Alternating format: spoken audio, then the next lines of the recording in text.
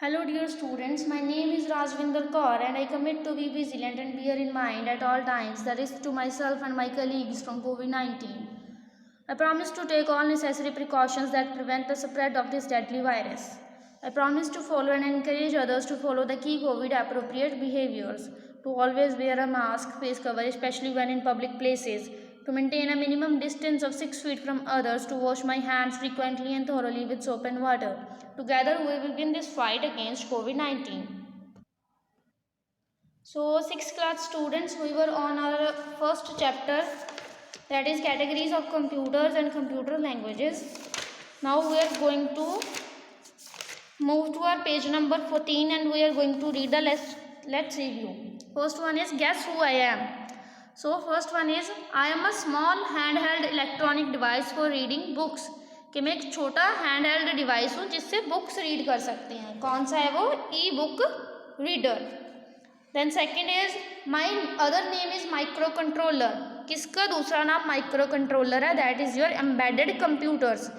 ठीक है, इसके ऊपर ही हमें एम्बेडेड कंप्यूटर्स की डिस्क्रिप्शन दी हुई है. उसमें सेकेंड लाइन देखो, it also refer to as micro controller. के एम्बेडेड कंप्यूटर्स को माइक्रो कंट्रोलर भी बोला जाता है. Third one is I am a smallest computer you can carry with you. मैं एक छोटा सा कंप्यूटर हूँ जिसको आप अपने साथ कैरी कर सकते हो. कौन है वो? मोबाइल कंप्यूटर्स, जैसे कि टैबलेट्स और स्मार्टफोन होते हैं. Okay, clear.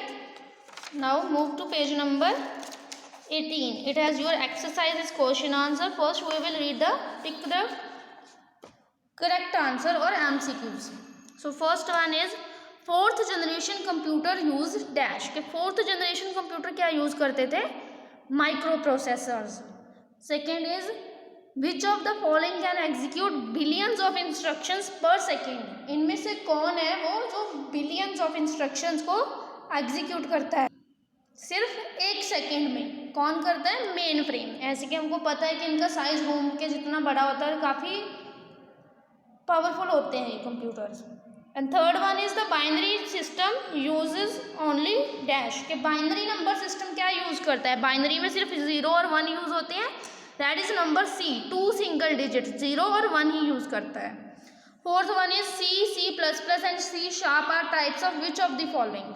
ये तीनों इसमें से किसकी टाइप्स हैं? High level languages, low level, assembly और machine. These are types of high level languages. Fifth one is the converted code that machine can easily understand is dash. जो कन्वर्टेड कोड है जिसको मशीन ईजिली अंडरस्टैंड करती है वो कौन सा code है? Machine code. ऑब्वियसली जिसको मशीन अंडरस्टैंड करती है वो कोड है machine code. Now fill ups. First one is CDC 1700 and HP 3000 are examples of dash. ये दोनों किसकी एग्जाम्पल्स हैं? मिनी कंप्यूटर्स की.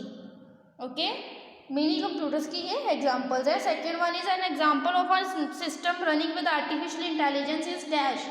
एक एग्जाम्पल देनी है सिस्टम की जो आर्टिफिशियल इंटेलिजेंस से रन होता है. वो क्या है? Robots.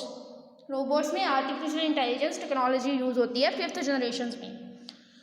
Third one is the language that is directly understood by a computer is machine language. ऐसी लैंग्वेज जिसको कंप्यूटर डायरेक्टली अंडरस्टूड करता है. तो ऑब्वियसली जिसको मशीन डायरेक्टली अंडरस्टूड करती है वो क्या है? Machine language.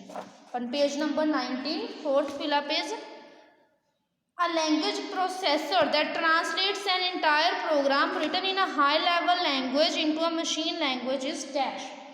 एक लैंग्वेज प्रोसेसर यानी कि एक लैंग्वेज का ट्रांसलेटर जो एक इंटायर प्रोग्राम को ट्रांसलेट करता है वो कौन सा है? Compiler. And dash fifth one is dash translate one line of a program at a time and reports the error once is encountered.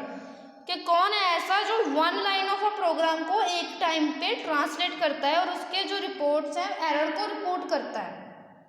ठीक है, कि वो लाइन बाय लाइन ट्रांसलेट करता है और जब एक लाइन की ट्रांसलेशन कंप्लीट होती है तो वो एरर शो करता है. That is interpreter. On page number 17 we have the difference और कंपाइलर वर्सेस इंटरप्रेटर.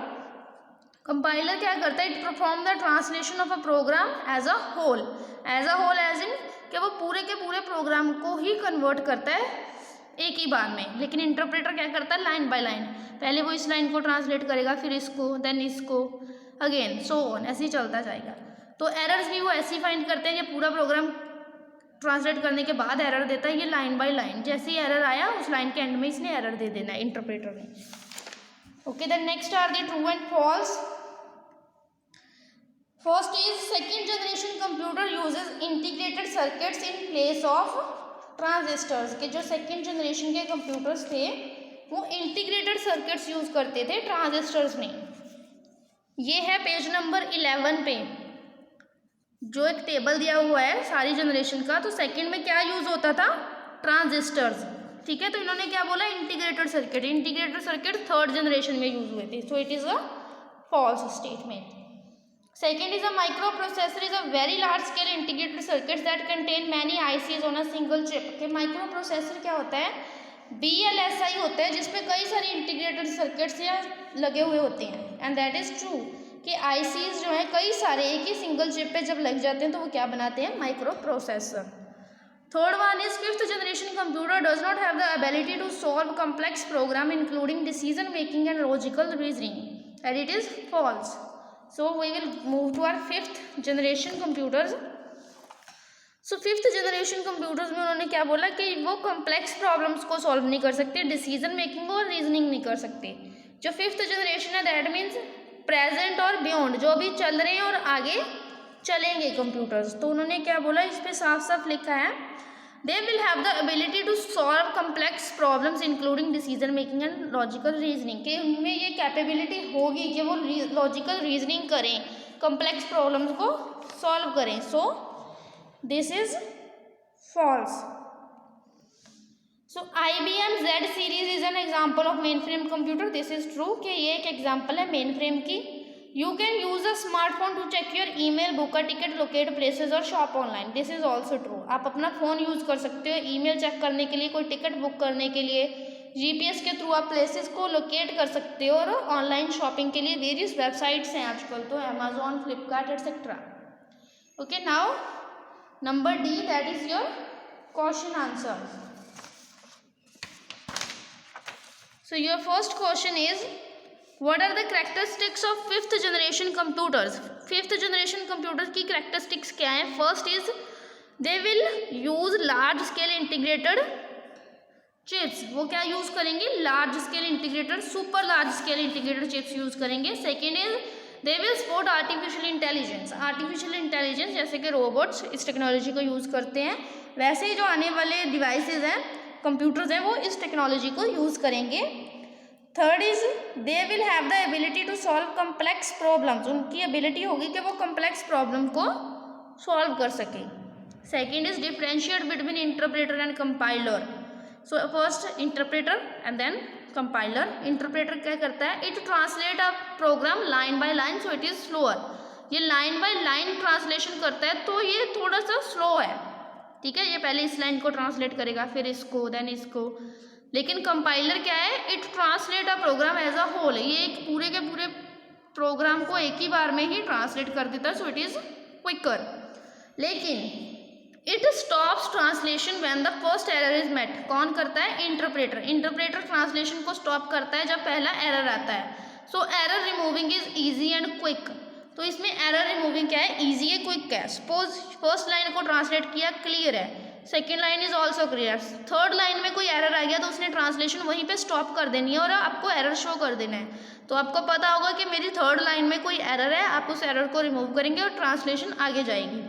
लेकिन इसमें क्या होता है, कंपाइलर में errors are reported after the entire program is translated. Errors तब रिपोर्ट किए जाते हैं जब सारा प्रोग्राम ट्रांसलेट हो गया उसके एंड में। तो एंड में हमें क्या प्रॉब्लम आती है कि एरर को डिटेक्ट करना थोड़ा मुश्किल हो जाता है और उसको निकाल के फिर से कंपाइल करना पड़ता है। देन अगेन अगर कोई नया एरर आ गया तो वो अगेन एरर देता है। ओके, थर्ड कि ये कहाँ यूज़ होते हैं, used in programming language such as Python, BASIC and Ruby. ये प्रोग्रामिंग लैंग्वेज है जहाँ पे इंटरप्रेटर यूज़ होता है, और C और C++ में कंपाइलर यूज़ होता है। Okay, third one is why are high level languages easier to learn and use. के हाई लेवल लैंग्वेजेस याद करनी या समझनी ईजी क्यों है। So high level languages are similar to human languages, it uses English word and mathematical operators which are easier to learn. तो ये English language की तरह ही होती है, या वैसी लैंग्वेज की तरह होती है जो ह्यूमन यूज़ करते हैं डे टू डे इंट्रैक्शन के लिए। तो इंग्लिश वर्ड जैसे कि ऐड, सब्ट्रैक्ट इसमें यूज़ होते हैं, और मैथमेटिकल ऑपरेटर्स जो साइन आप यूज़ करते हो मैथमेटिक्स में, plus, minus, divide, percentage and so on. तो इसलिए ये जो हाई लेवल लैंग्वेज है ये ईजियर है लर्न करने के लिए, कि ये हमारी लैंग्वेज के नॉर्मल जो कॉमन लैंग्वेज के साथ में सिमिलर है। Fourth is what are mobile computers, describe any two. Mobile computers firstly क्या होते हैं? Mobile computer are the smallest and portable computers. Some type are netbooks, E book reader, tablet, smartphone and PMPs। सो ये वो computer होते हैं जो size में छोटे होते हैं, और पोर्टेबल। पोर्टेबल का क्या मतलब होता है कि हम इसको कैरी कर सकते हैं अपने साथ कहीं भी। तो इसके एग्जांपल्स हैं कि टैबलेट और स्मार्टफोन जो हम यूज़ करते हैं, तो हम इनको कहीं भी लेके जा सकते हैं ना अपने साथ। हम स्मार्टफोन तो यूजली अभी कैरी करते ही हैं सभी अपने साथ। सो फर्स्ट वन हमने इसको डिस्क्राइब करना है, two types we are describing tablets and PMP। Tablets are the portable computers that use a touch screen and come without a keyboard and mouse. Tablets portable computer होते हैं जिनको हम साथ में लेके आ जा सकते हैं। उनमें क्या होती है? टच स्क्रीन होती है instead of keyboard and mouse. दूसरे कंप्यूटर में क्या होता है? अटैच कीबोर्ड और माउस होता है, इसमें कीबोर्ड और माउस नहीं होता, हम इसको फिंगर के साथ यूज़ कर सकते हैं। सो इसके एग्जांपल्स हैं एप्पल्स आईपैड और माइक्रोसॉफ्ट सरफेस।